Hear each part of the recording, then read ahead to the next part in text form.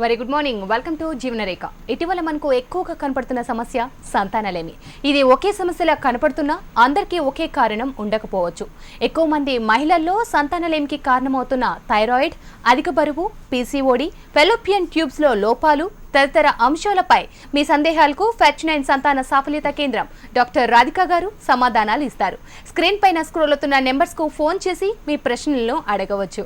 Good morning Radhika గారు. Good morning. So infertility గురించి ఎంత మాట్లాడుకున్నా కూడా సందేహాలు పెరుగుతూనే ఉంటున్నాయి తప్పితే తరగట్లేదు. సో అసలు ఇన్ఫర్టిలిటీ అంటే ఏమిటి, అది ఎందుకు వస్తుంది? నార్మలీ ఏంటంటే ఫర్టిలిటీ ప్రాబ్లమ్స్, సంతానలేమి ప్రాబ్లమ్స్ ఎప్పుడు మనము కన్సిడర్ చేస్తామంటే ఎవరికైతే 1 year దాకా ప్రెగ్నెన్సీ రాలేదనుకోండి, 1 year దాకా ట్రై చేసి వాళ్ళని మనం టెస్ట్ చేసుకోవడం బెటర్ అని సజెషన్ ఇస్తామన్నమాట. సో ఎందుకు ఈ 1 year అంటే normally 85% of the couple 1 year లోపల వాళ్ళు ప్రెగ్నెన్సీ అచీవ్ చేస్తారు. ఇంకా పెండింగ్ ఇంకా 5% పీపుల్ ఇంకా సెకండ్ ఇయర్లో ప్రెగ్నెన్సీ వాళ్ళకి వస్తుంది. సో మెజారిటీ 1 year లోపల కన్సీవ్ అవ్వాలి కాబట్టి వాళ్ళకి 1 year అనేది టైమింగ్ ఇస్తాం మనం. ఇన్ కేస్ ఏజ్ ఎక్కువ ఉందనుకోండి, వైఫ్ ఏజ్ 35 కన్నా ఎక్కువ ఉందనుకోండి, వాళ్ళు 1 year దాకా వెయిట్ చేయడం is not a good thing అనమాట. 6 months లోపల డాక్టర్ దగ్గర వెళ్ళి ఏం చేసుకోవడం, ఎలాంటంత ప్రాబ్లం ఉండొచ్చు అని కనుక్కోవడం is a better thing to do. And sometimes periods irregular ఉంటుంది, గర్భాశయంలో ప్రాబ్లమ్స్ ఉన్నాయని ఆల్రెడీ తెలిసి ఉంటుంది. ఇన్ కేస్ పాలిసిస్టిక్ ఓవరీ లాంటింత ప్రాబ్లం ఉండి ప్రెగ్నెన్సీ రావడం పోస్ట్పోన్ ఛాన్సెస్ తక్కువ ఉందని వాళ్ళకి ఆల్రెడీ తెలిసి ఉంది అనుకోండి, అలాంటంత వాళ్ళు అలాగే త్వరగా రావాలి. Waiting for 1 year is for people who have got proper regular periods, no problems at all అని ఎవరు అనుకుంటారో వాళ్ళు 1 year దాకా ప్రెగ్నెన్సీ వస్తుందా లేదా అని చూసుకొని తర్వాత రావాలి. రైట్, కాలర్ రెడీగా ఉన్నారు ఏలూరు నుంచి. నమస్తే కామాక్షి గారు. నమస్తే అండి. చెప్పమా. నమస్తే డాక్టర్ గారు. చెప్పమా. నేను ఏలూరు నుంచి మాట్లాడుతున్నాను అండి. నా పేరు లీలా కామాక్షి అండి. నాకు 2 సిజేరియన్ అయినాయి మేడం. అంటే మళ్ళీ నేను ప్రెగ్నెన్సీ కావాలి అనుకుంటున్నాను మేడం. దానివల్ల నాకు ఏమైనా ప్రాబ్లం ఉంటాయా, సైడ్ ఎఫెక్ట్స్ ఏమైనా ఉంటాయేమోనని మిమ్మల్ని కనుక్కున్నామని చేశాను మేడం. 2 సిజేరియన్ అయిందంటే ఇమీడియట్గా ప్రెగ్నెన్సీ ట్రై చేయడం not a good thing. At least like 1 year gap, at the most 2 years gap ఇస్తారు అనుకోండి సెకండ్ సిజేరియన్ అయిన తర్వాత. అప్పుడు గర్భాశయం నార్మల్ అయిపోతుంది. 3rd సిజేరియన్ ఛాన్సెస్ వస్తే కనుక దానివల్ల మీకు రిస్క్ అనేది తక్కువ ఉంటుందన్నమాట. మీరు ఇన్ కేస్ 3rd ప్రెగ్నెన్సీ సిజేరియనే అవుతుంది కాబట్టి ఇంకా ప్రాబ్లమ్స్ కొందరికి కొన్ని ప్రాబ్లమ్స్ రావచ్చు కాబట్టి మీరు ఇమీడియట్ మీరు ప్రెగ్నెన్సీ కావాలని అనుకుంటే కనుక మంచి హయ్యర్ సెంటర్కి వెళ్ళి మంచి గైనకాలజిస్ట్ దగ్గర మీరు ముందు చేసిన సిజేరియన్ పేపర్స్ అంతా తీసుకువెళ్ళి వాళ్ళ దగ్గర సజెషన్స్ తీసుకోవాలన్నమాట. రైట్, మరో కాలర్ రెడీగా ఉన్నారు చిత్తూరు నుంచి. నమస్తే లక్ష్మీదేవి గారు. హలో, నమస్తే అండి. నమస్తే మేడం. నాకు థైరాయిడ్ ఉంది మేడం. అది టీహెచ్ఎస్ వచ్చి 8 ఉంది మేడం. ఇన్ఫెర్టిలిటీ కోర్స్ చేస్తాను ఇప్పుడు. కాకపోతే ఇంకా నాకు 34 మేడం ఏజ్. ఇప్పుడు కన్సీవ్ అయ్యే ఛాన్సెస్ ఉంటాయా? అఫ్ కోర్స్ ఉంటాయి. ఎవరికైతే 34 years అంటే 34 is not age to be worried about. ఇప్పుడు థైరాయిడ్ కరెక్ట్ చేసుకొని మంచిగా కరెక్ట్గా టైం టు టైం డాక్టర్ దగ్గర వెళ్ళి వాళ్ళు ఏమంటారు దాన్ని ఫాలో చేస్తూ ఉంటే కనుక మీకు 6 months to 1 year లోపల ప్రెగ్నెన్సీ వస్తుందన్నమాట. రైట్, మరో కాలర్ రెడీగా ఉన్నారు. నమస్తే స్వాతి గారు. నమస్తే అండి, నేను స్వాతి మాట్లాడుతున్నాను. నాకు థైరాయిడ్ 1 year నుంచి వస్తుందండి. 1.5 years. 5 years బాబు ఉన్నాడు. 2 miscarriages అయ్యాయి. ఇప్పుడు ప్రెగ్నెన్సీ 2 miscarriages కావడం వల్ల మళ్ళీ కొంచెం టెన్షన్గా ఉందండి. థైరాయిడ్ వచ్చేసింది కదా. అదేం ప్రాబ్లం లేవమ్మా. ఒక్కసారి ఎవరికైతే ప్రెగ్నెన్సీ వచ్చి 9 months దాకా కంటిన్యూ అవుతుందో వాళ్ళకి second pregnancy in case miscarriage అయిపోతే దానివల్ల ప్రాబ్లమ్స్ వస్తుందని ఏం కాదు. మీరు ప్రెగ్నెన్సీ కన్నా ముందు న్యాచురలీ కన్సీవ్ అవుతుంది కాబట్టి మీరు first thyroid test already problem ఉందని తెలిసి థైరాయిడ్ని కరెక్షన్ చేయించుకోండి. ఇంకొకటి ఏంటంటే డయాబెటీస్ అలాంటంత ప్రాబ్లం ఉందా లేదా అని చూసుకోవడానికి షుగర్ టెస్ట్ చేసి చూసుకోండి. బ్లడ్ షుగర్స్ అంత నార్మల్ లేకుండా అయితే అబార్షన్స్ అవ్వచ్చు. ఎవరికైతే ఫస్ట్ ప్రెగ్నెన్సీ త్వరగా వస్తుందో అప్పుడు వాళ్ళకి ప్రెగ్నెన్సీలో ఏం ప్రాబ్లమ్స్ ఉండవు, డయాబెటీస్ ఉండవు, ఏం ఉండవు. But second and third pregnancy late ఏజ్లో వాళ్ళు ట్రై చేస్తారు కాబట్టి డయాబెటీస్ అలాంటంత ప్రాబ్లమ్స్ ఉండొచ్చు. టెస్ట్ చేసి చూసుకొని తర్వాత నెక్స్ట్ ప్రెగ్నెన్సీ కన్నా ముందు ఫోలిక్ యాసిడ్ అలాంటంత టాబ్లెట్స్ స్టార్ట్ చేసి ట్రై చేసేయండి. రైట్, మరో కాల్ ఉన్నారండి నిజామాబాద్ నుంచి. నమస్తే మమతా గారు. హలో, నమస్తే మేడం. నమస్తే, చెప్పమ్మా. మేడం, నాకు ఒక బాబు ఉన్నాడు, 6 సంవత్సరాల బాబు. నాకు ఇప్పటిదాకా ప్రెగ్నెన్సీ రాలేదు. ఇంకా ఒక ప్రెగ్నెన్సీ వచ్చింది, మంచిగా డెలివరీ అయ్యి ఇప్పుడు 1 healthy baby she has. Second pregnancy కోసం ఇప్పుడు ట్రై చేస్తూ ఉన్నారు, ఇంకా రాలేకపోతే. పీరియడ్స్ రెగ్యులర్గా ఉంటుందా మీకు? రెగ్యులర్ ఉంటుంది. 2 నెలల క్రితము తొందరగా 15 రోజులకు ఒకసారి అట్లా తొందరగా. ఓకే, ఎవరికైతే పీరియడ్స్ ఆల్మోస్ట్ రెగ్యులర్ ఉంటుందనుకోండి వాళ్ళకి ఇన్ కేస్ గర్భాశయంలో ఏదో ఒక చిన్న ప్రాబ్లం ఉండొచ్చు లేదా ట్యూబ్స్ బ్లాక్ ఉండొచ్చు అని ట్యూబ్ టెస్ట్ చేసి చూసుకోవడం వెరీ ఇంపార్టెంట్ అనమాట. ఫస్ట్ ప్రెగ్నెన్సీ వచ్చిందనుకోండి, సెకండ్ రాలేకపోతే దానికి రీజన్ యాక్చువల్లీ ఇన్ఫెక్షన్ వల్ల tubal black most of the time. So tube open ఉందా లేదా అని చూసుకోవడానికి ఒక టెస్ట్ ఉంది. ఆ టెస్ట్ మీకు డాక్టర్ దగ్గర వెళ్తే వాళ్ళు సజెస్ట్ చేస్తారు, దాన్ని చేసుకోవడం is a good thing to do. Right, Hyderabad నుంచి కాలర్ రెడీగా ఉన్నారు. లహరి గారు, సమస్య ఏంటో డాక్టర్కి చెప్పండి. Good morning ma'am. చెప్పమ్మా. నాకు 5 మంత్స్ పడిన తర్వాత అబార్షన్ అయిందండి. అబ్నార్మల్ అని చెప్పి తీసేశారు, అంటే నార్మల్ డెలివరీగానే తీసేశారు. ఇప్పుడు 2 మంత్స్ అవుతుంది. అబ్నార్మల్ గా తీసేసిన తర్వాత 2 మంత్స్ అవుతుంది. 2 మంత్స్ నుండి కంటిన్యూస్ గా బ్లీడింగ్ అవుతుందండి నాకు. ఓకే, ఒక్కొక్కసారి డెలివరీ అయిన తర్వాత డిశ్చార్జ్ అనేది ఉంటుందన్నమాట. బ్లడ్ స్టెయిన్ డిశ్చార్జ్ అనేది హెల్దీ డిశ్చార్జ్ ఉంటుంది. ఆ డిశ్చార్జ్ని మనం బ్లీడింగ్ అని కనుక్కోవడం నాట్ రైట్. బట్ బ్లీడింగ్ ఉంది, పీరియడ్స్ లాగా బ్లీడింగ్ అవుతుందంటే దానికి రీజన్ హార్మోనల్ ఇంబ్యాలెన్స్ ఉండొచ్చు. ఇంకొకటి గర్భాశయంలో ఏదో ఒక చిన్న పీస్ ప్లాసెంటల్ బిట్ అలాగే ఉండిపోయి బ్లీడింగ్ అవుతూ ఉండొచ్చు. మంచిగా ఒకసారి స్కాన్ చేయించుకోండి, ఏం రీజన్ అని మీకు ఇమీడియట్గా తెలిసిపోతుంది. సో ప్రజెంట్ ఉన్న లైఫ్ స్టైల్ ప్రకారం అందరూ 30 ఇయర్స్ తర్వాత 31 ఇయర్స్ తర్వాత మేల్ ఆర్ ఫీమేల్ ఇద్దరు పెళ్ళికి ప్లాన్ చేసుకుంటున్నారు. సో ఇలాంటి టైంలో నెక్స్ట్ బేబీ కోసం కన్సీవ్ అయ్యే టైం మనం ఎంత టైంలో పెట్టుకోవచ్చు? లిమిట్ ఏమన్నా ఉందంటారా? It's better actually to try at the earliest అనమాట. ఎందుకంటే ఇప్పుడైతే because of the life style, because of the pollution, because the food what we eat we're not sure as to what it contains. Normally మనం ఏం చేస్తూ ఉంటామని అంటే అండాశయంలో అండం number అనేది చాలా ఫాస్ట్గా తగ్గిపోతుంది అన్నమాట.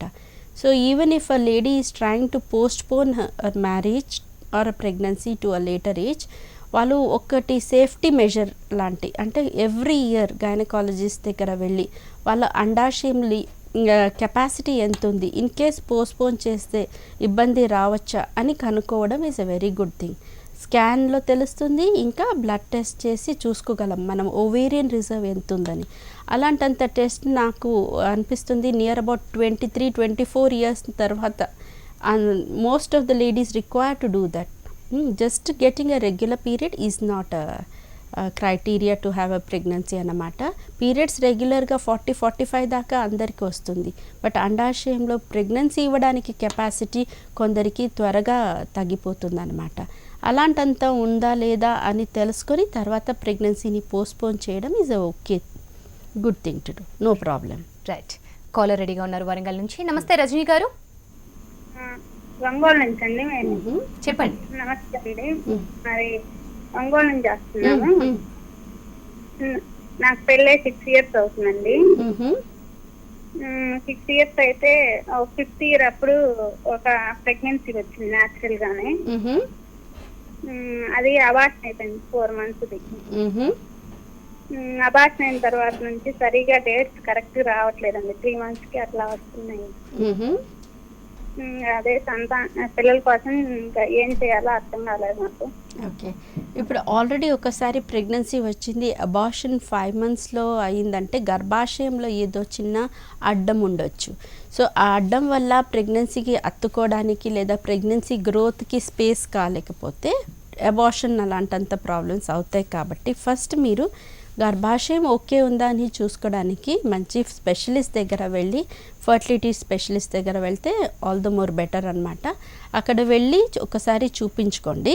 ఇంకొకటి, ప్రెగ్నెన్సీ రావడానికి పీరియడ్స్ అనేది రెగ్యులర్గా రావడం చాలా ఇంపార్టెంట్. కాబట్టి ఇర్రెగ్యులర్ పీరియడ్స్ ఎందుకు ఉంది, మీకు నెలసరి కరెక్ట్గా ఎందుకు రావడం లేవు అని చూసుకోవడానికి అండాశయం స్కాన్ చేసి చూసుకొని ఎలాంటంత బ్లడ్ టెస్ట్ కావాల్సి వస్తుందో అలాంటంత టెస్ట్ అంతా చేసుకుని ఎందుకు పీరియడ్స్ ఇర్రెగ్యులర్ ఉందని చూసుకోవడం, దానికి ట్రీట్మెంట్ తీసుకోవడం చాలా ఇంపార్టెంట్ అండి.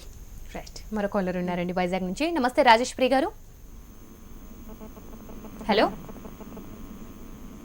హలో. రైట్, కాల్ కట్ అయినట్టుంది. సో మరో కాలర్ రెడీగా ఉన్నారు. నమస్తే అండి.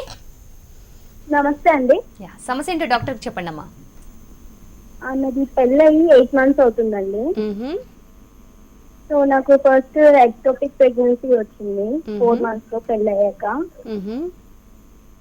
సో ట్యూబ్ రప్చర్ అయింది, 1 side ట్యూబ్ తీసేశారు. సో నెక్స్ట్ ప్రెగ్నెన్సీకి ప్లాన్ చేసుకోవాలనుకుంటున్నాము. సో ఏమైనా ప్రాబ్లమ్స్ ఉంటాయా?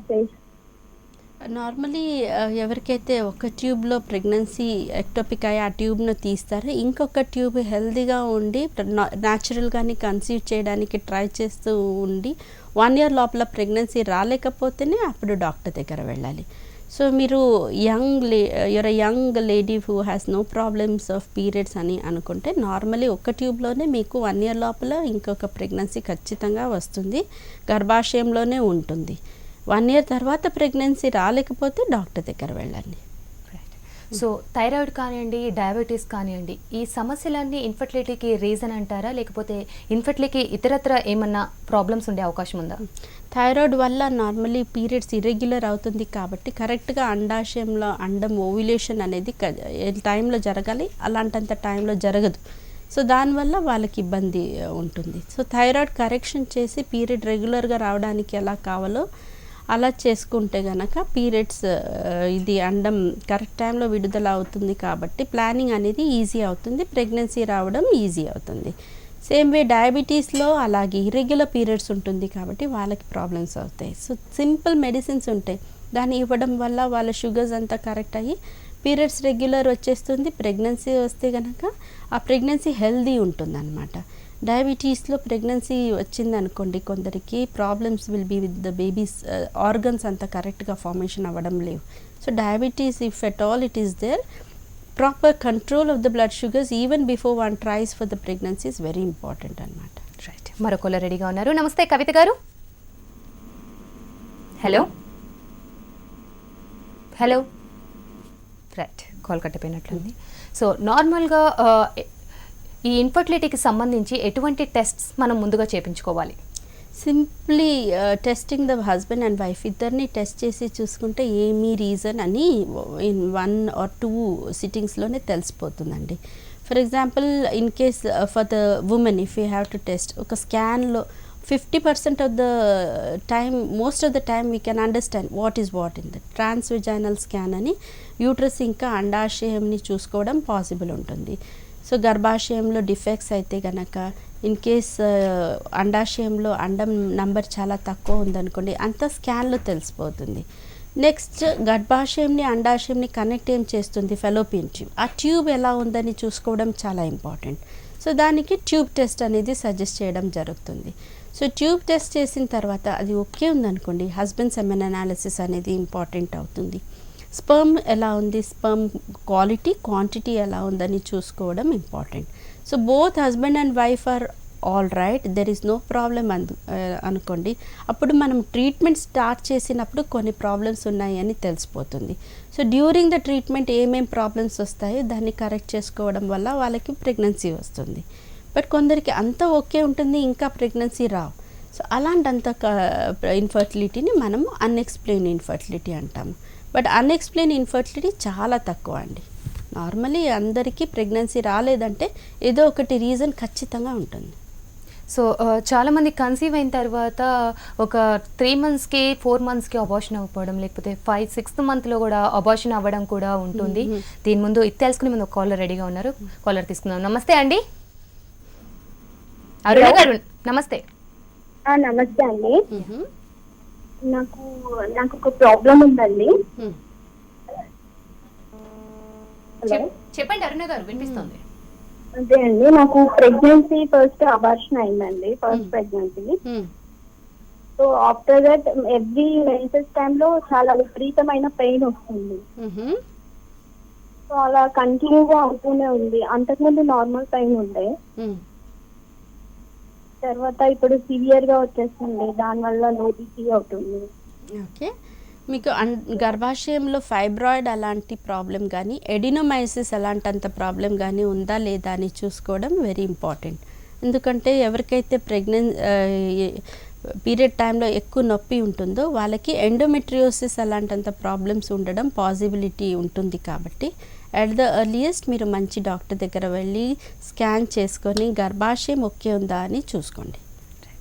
సో 2-3 అబార్షన్స్ అయిన తర్వాత ఎటువంటి కేర్ తీసుకోవాలి, అలాగే కాస్ ఏంటి, అంటే నార్మల్గా ఏ విధమైన కాసెస్ ఉంటాయి? ఓకే, నార్మల్లీ రిపీటెడ్ మిస్క్యారేజెస్ అంటే చాలా it's very sad thing. In case ఇప్పుడు ఒక్క అబార్షన్లోనే we tend to find out ఏమి రీజన్, ఎందుకు అలా అయింది. సెకండ్ ప్రెగ్నెన్సీ వచ్చినప్పుడు చాలా కేర్ఫుల్ కావాలని అనుకుంటారు పేరెంట్స్. సో 3 అబార్షన్స్ 4 అబార్షన్స్ అనేది ఇప్పుడు చాలా తక్కువ అనమాట. ఇన్ కేస్ అయిపోతే దానికి రీజన్స్ చాలా డిఫరెంట్ రీజన్స్ ఉంటాయి. Simplest of simple reason is because of thyroid problems ఉండొచ్చు, because of blood sugar problem ఉండొచ్చు. దీన్ని రూల్ అవుట్ చేసిన తర్వాత నెక్స్ట్ మనం గర్భాశయంని చూసుకుంటాము. గర్భాశయంలో స్థలం చాలా తక్కువ ఉండి గర్భాశయం ఎక్స్పాండ్ అవ్వడం పాసిబుల్ లేవనుకోండి, అప్పుడు expansion of the uterine cavity is very important అనమాట. సో అలాంటంత ఎక్స్పాన్షన్ పాసిబిలిటీ లేవు ఎప్పుడైతే గర్భాశయంలో ఫైబ్రాయిడ్స్ ఉంటాయి, ఎడినోమైసిస్ అలాంటంత ప్రాబ్లమ్స్ ఉంటాయి. గర్భాశయం లోపల సెప్టమ్ అనేది ఒక అడ్డం ఉంటుంది అనుకోండి. ఎలా ప్రెగ్నెన్సీ పెరుగుతూ ఉంటే గర్భాశయం ఎక్స్పాండ్ అవ్వాలో అలా ఎక్స్పాన్షన్ ఉండదు. సో అలాంటి వాళ్ళకి రిపీటెడ్ మిస్క్యారేజెస్ అవుతూ ఉంటుంది. ఇంకా కొన్ని ఆటో ఇమ్యూన్ ఫ్యాక్టర్స్ ఉంటుంది. So many reasons are there. We tend to investigate all the reasons, possible reasons, find out ఏం కాజ్ ఉంటుంది అని కనుక్కొని దాన్ని కరెక్ట్ చేసి తర్వాత ప్రెగ్నెన్సీ కోసం ట్రీట్మెంట్ చేస్తే బెటర్ ఉంటుందండి. రైట్, కాలర్ రెడీగా ఉన్నారు ఖమ్మం నుంచి. నమస్తే శ్రావణి గారు. నమస్తే మేడం. యా, సమస్య ఏంటి డాక్టర్ చెప్పండి అమ్మా. Hello madam. చెప్పమ్మా. మేడం నా మ్యారేజ్ అయ్యి 5 years అండి. ఇప్పుడు ప్రెగ్నెన్సీ అవ్వలేదు మేడం. చెకప్ చేయించుకుంటే మా సార్ కొంచెం కౌంటింగ్స్ తక్కువ ఉన్నాయన్నారు. మళ్ళీ మామూలుగా మెడిసిన్స్ వాడాం మేడం, ఏం లేదు. ఇప్పుడు ఇన్ కేస్ కౌంట్ తక్కువ ఉంది అని తెలిసిపోయింది కాబట్టి కౌంట్ ఇంప్రూవ్మెంట్ ఉందా లేదా అని చూసుకోవడానికి టెస్ట్ చేసుకోవాలి. ఇంప్రూవ్మెంట్ లేవు అనుకోండి, ఇప్పుడు science is very much advanced. చాలా టెక్నాలజీ డెవలప్ అయ్యి several treatment strategies models treatments ఉన్నాయి అన్నమాట. ఫర్ ఎగ్జాంపుల్ న్యాచురల్గానే ప్రెగ్నెన్సీ రాలేకపోతే ఐయుఐ అనే ఒక ట్రీట్మెంట్ ఉంది. ఆ ఇంట్రా యూట్రైన్ ఇన్సెమినేషన్, స్పర్మ్స్ని డైరెక్ట్గా మనం గర్భాశయం లోపల పంపిస్తే కనుక ఎవరికైతే తక్కువ కౌంట్ ఉంటుందో వాళ్ళకి ప్రెగ్నెన్సీ రావడానికి అది హెల్ప్ చేస్తుంది అన్నమాట. ఐయుఐ అలాంటంత ట్రీట్మెంట్లో ప్రెగ్నెన్సీ రాలేకపోతే తర్వాత ఐవీఎఫ్ అనేది ట్రీట్మెంట్లో ప్రెగ్నెన్సీ రావడం పాసిబుల్ ఉంటుంది. అట్ ద ఎర్లియస్ట్ మీరు ట్రీట్మెంట్ చేసుకోవడం బెటర్. త్వరగా ట్రీట్మెంట్ స్టార్ట్ చేస్తే చిన్న చిన్న ట్రీట్మెంట్స్లో ప్రెగ్నెన్సీ వస్తుంది. లేట్గా చేస్తే స్పర్మ్ క్వాలిటీ ఇంకా తగ్గిపోయి ఐవీఎఫ్ అలాంటంత చేయడం పాసిబిలిటీస్ వస్తాయి. కాబట్టి అట్ ద ఎర్లియస్ట్ మంచి ఫర్టిలిటీ స్పెషలిస్ట్ దగ్గర వెళ్ళి మీరిద్దరూ టెస్ట్ చేసుకోవడం బెటర్ థింగ్ టు డూ. అలాగే పీసీఓడి, థైరాయిడ్ ఈ రెండు ఉన్న వాళ్ళు ప్రెగ్నెన్సీని ఇంత హెల్తీగా ముందుకు తీసుకెళ్ళవచ్చు, వాళ్ళు ఎటువంటి జాగ్రత్తలు తీసుకోవాలంటారు? ఇన్ కేస్ పీసీఓఎస్ వాళ్ళు కేర్ తీసుకుంటే ప్రెగ్నెన్సీలో ఏం ప్రాబ్లమ్స్ రాకుండా వాళ్ళు కేర్ తీసుకోగలరు. ఫర్ ఎగ్జాంపుల్ పీసీఓఎస్లో మెయిన్ ప్రాబ్లం ఏముంటుందంటే వెయిట్ గెయిన్ వల్ల డయాబెటీస్ అలాంటంత ప్రాబ్లమ్స్ ఉంటుంది. సో వాళ్ళు వెయిట్ మానిటర్ చేసుకోవడం, వాళ్ళు ఏం ఫుడ్ తీసుకుంటారో దాంతో కార్బోహైడ్రేట్స్ తగ్గించి ప్రోటీన్స్ ఎక్కువ చేసుకోవడం, ఫ్యాట్ ఐటమ్స్ని స్టాప్ చేయడం, ఎక్సర్సైజ్ అంటే డైలీ వాకింగ్ చేసుకోవడం, ప్రెగ్నెన్సీలో హార్మోనల్ సపోర్ట్ ఏమి ఇస్తారు డాక్టర్స్ దాన్ని కరెక్ట్గా తీసుకోవడం, ఇలాంటంతా చేస్తే pregnancy normally without any interruption continue అయ్యి హెల్దీ బేబీ పుట్టుతుందన్నమాట. రైట్, మరో కాలర్ రెడీగా ఉన్నారు వైజాగ్ నుంచి. నమస్తే రాజేశ్వరి గారు. నమస్తే అండి. చెప్పండి మా. హలో మేడం గారు, నాకు 2 ఆపరేషన్లు అయ్యండి, 2 సిజేరియన్స్. ఇప్పుడు బేబీస్ పుట్టి 5 years అవుతుందండి, చిన్న బేబీ పుట్టిన తర్వాత. చెప్పమ్మా. హలో, కాల్ కట్ అయిపోయినట్టుంది. సో మనం నార్మల్గా చూసుకుంటే ప్రెగ్నెన్సీ టైంలో ఎక్కువ రెస్ట్ తీసుకోవడం కూడా కొంచెం ప్రాబ్లమాటిక్ అని అంటూ ఉంటారు. సో ఎంతవరకు రెస్ట్ తీసుకోవచ్చు, అలాగే ఎంతవరకు పని చేయొచ్చు? స్ట్రెన్యూస్ ఎక్సర్సైజెస్ అంతా చేయకూడదు. అబ్డామినల్ మసిల్స్ మీద ఏం స్ట్రెయిన్ పెడుతుందో అలాంటంత ఎక్సర్సైజ్ చేయడం is a not good thing. Lifting heavy weights is also not a good thing.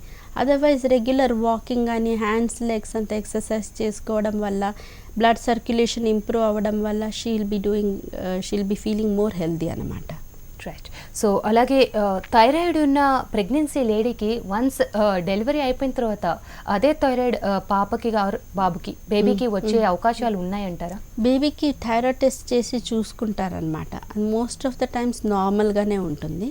మదర్కి థైరాయిడ్ అనేది కంటిన్యూ అవుతూ ఉంటుంది, బట్ థైరాయిడ్ టెస్ట్ అంతా చేసి చూసుకుని చాలా టైం దాకా నార్మల్ అయితే కనుక మనము థైరాయిడ్ హార్మోన్ డోస్ని తగ్గించి స్లోగా స్టాప్ చేయగలం.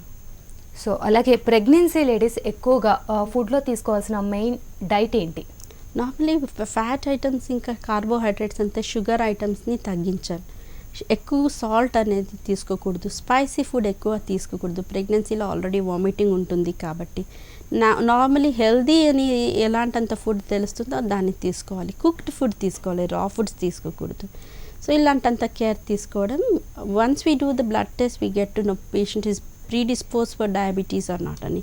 డయాబెటీస్కి ఛాన్సెస్ ఉంటాయి అని ఫస్టే తెలిసిపోతే వాళ్ళకి ఇలాంటంతా మనం సజెస్ట్ చేస్తామన్నమాట. సో నార్మల్గా ఇన్ఫర్టిలిటీకి సంబంధించి మెయిన్ ప్రాబ్లం అంటే ఎక్కువగా ఫస్ట్ విమెనే ముందుంటారు, ముందే అన్ని టెస్టులు చేయించుకుంటారు. బట్ మేల్కి వచ్చేసరికి మాత్రం సో కొంచెం లేట్గా చేయించుకుంటారు. దానివల్ల ఇద్దరికి లేట్ అయ్యే అవకాశాలు ఎక్కువగా ఉన్నాయి. సో మేల్ చేయించుకోవాల్సిన మెయిన్ టెస్ట్లు. మేల్స్కి నార్మలీ సెమెన్ అనాలిసిస్ని సజెస్ట్ చేస్తాం. ఈజీగా తెలిసిపోతుంది సెమెన్ అనాలిసిస్ చేసినప్పుడు ప్రాబ్లమ్స్ వాళ్ళతో ఉందా లేదా అని. సెమెన్ అనాలిసిస్ చేసిన తర్వాత for the lady we can go ahead with the treatments. In case for the wife we're giving lot of treatment అనుకోండి, తర్వాత స్పర్మ్లో ప్రాబ్లం ఉందని తెలిసిపోతే వాళ్ళు అప్పుడు అడుగుతారు, మనకెందుకు ముందే చెప్పలేదు మీరు, నేను టెస్ట్ చేసేయాలి అని వాళ్ళు అడుగుతారనమాట. సో ఇద్దరిని రమ్మంటాం, మనము ఇద్దరికి టెస్ట్ చేస్తాము. తర్వాత వాళ్ళకి ట్రీట్మెంట్ సైమల్టేనియస్లీ చేస్తాం అనుకోండి, హస్బెండ్ వైఫ్ ఇద్దరికి ప్రెగ్నెన్సీ రావడం ఈజీ అవుతుంది, ఖర్చు తక్కువ ఉంటుంది. రైట్. సో ప్రెజెంట్ ఉన్న లైఫ్ స్టైల్లో అసలు మ్యారేజ్ అనేది ఎప్పుడు చేసుకోవాలి, మెన్ ఆర్ విమెన్ ఎప్పుడు చేసుకోవాలి అంటారు? అలాగే కన్సీవ్ ఎప్పుడైతే better? Naturally, in case if we have to see present trends, earlier marriage is better. At least like 24-25 is the right age to get married. By around 28-29 first baby plan cheste, it is the best thing to do. Naturally pregnancy రావడం chances 30 తర్వాత తగ్గుతుంది. Present situation అలా ఉందన్నమాట. So అలాగే 49లో treatment ఏ విధంగా ఉంటుంది ఇన్ఫర్టిలిటీకి? All state of art technology is there with the 49 అండి. అంత అడ్వాన్స్ టెక్నాలజీస్ ఏమేమి ఫర్టిలిటీ ట్రీట్మెంట్స్లో ఉంటాయి అంత 49లో ఉన్నాయి. So there are several options for infertile couples. ఇప్పుడు there is no need to become disappointed. ఏం పాసిబుల్ ఉంటుంది అని మనం చూసుకొని దానికి సజెస్ట్ చేస్తే వాళ్ళ దాన్ని యాక్సెప్ట్ చేయడం, కంటిన్యూ చేయడం ట్రీట్మెంట్ అనేది very important to have a healthy baby. So అలాగే ఫెలోపియన్ ట్యూబ్స్ ఇంపార్టెన్స్ ఏంటి అంటే చాలామంది నార్మల్గా ప్రెగ్నెన్సీ లేడీస్కి వీటి గురించి తెలియదు.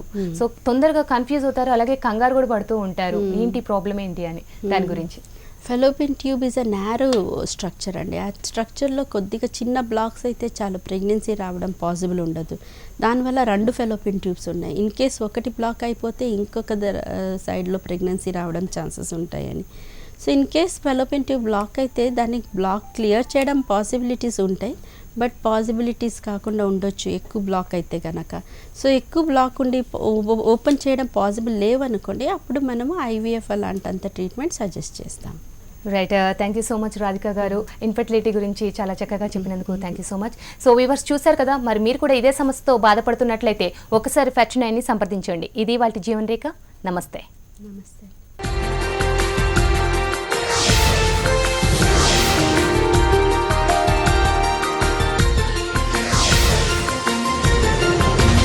ఇలా దుబారా చేస్తూ పోతే రేపు వీళ్ళకి